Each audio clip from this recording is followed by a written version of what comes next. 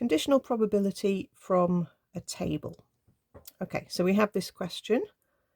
We have to calculate the probability that we choose, if we're choosing one person at random, okay, these various different things. And some of these are conditional. So the first few aren't conditional probabilities, so these are reasonably nice.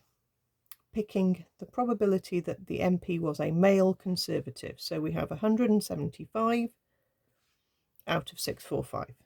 That's straightforward. 175 out of 645, which we can cancel down. 35 over 129. I probably wouldn't bother putting that as a decimal because it's not going to be a nice neat one.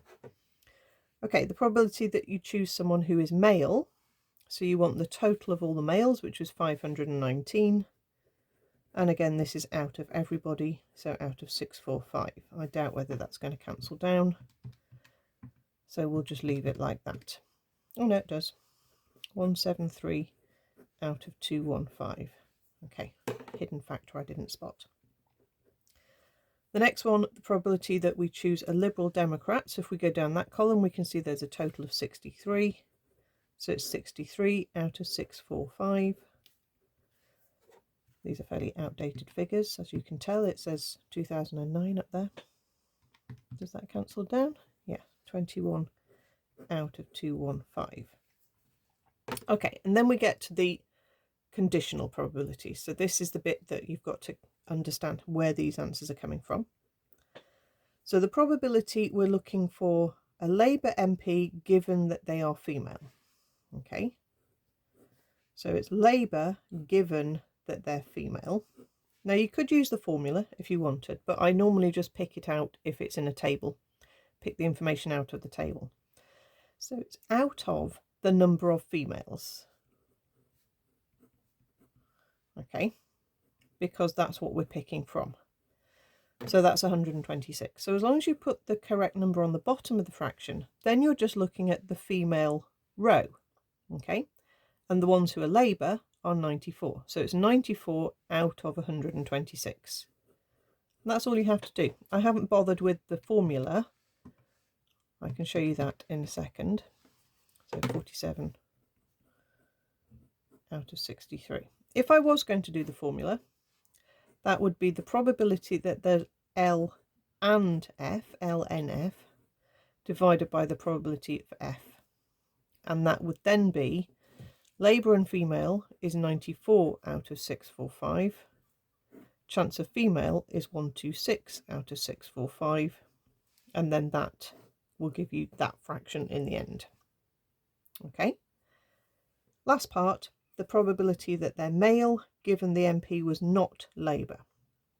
Okay, so 349 are Labour, so 645 minus 349, or you can just add up the other three. That gives me 296 who weren't Labour. Okay, so the probability they're male given they're not Labour is out of the 296 people who are not Labour.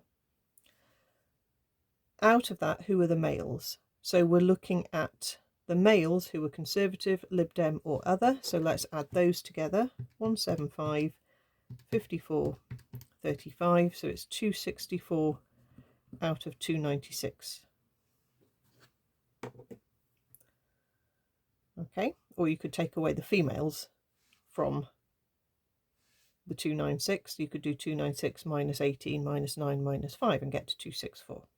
Okay, and then is 264 out of 296 going to cancel? Try again. 264 out of 296. Yeah, 33 out of 37. And again, if we wanted to do the official formula, we'd say the probability that they're male and they're not Labour divided by the probability that they are not Labour in the first place.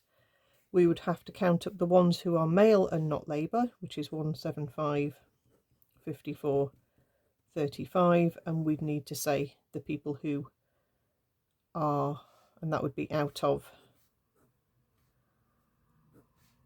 645, and then the probability of not being Labour is 296 out of 645. And again, the 645s cancel out and we get back to where we needed to go. So realistically, I wouldn't bother with the formula if you're picking numbers out of a table. I would just figure out the bottom of the fraction when it's conditional by thinking, well, how many people are we choosing from? What are we given? That's what we're picking from. And then from those, you can figure out the top number.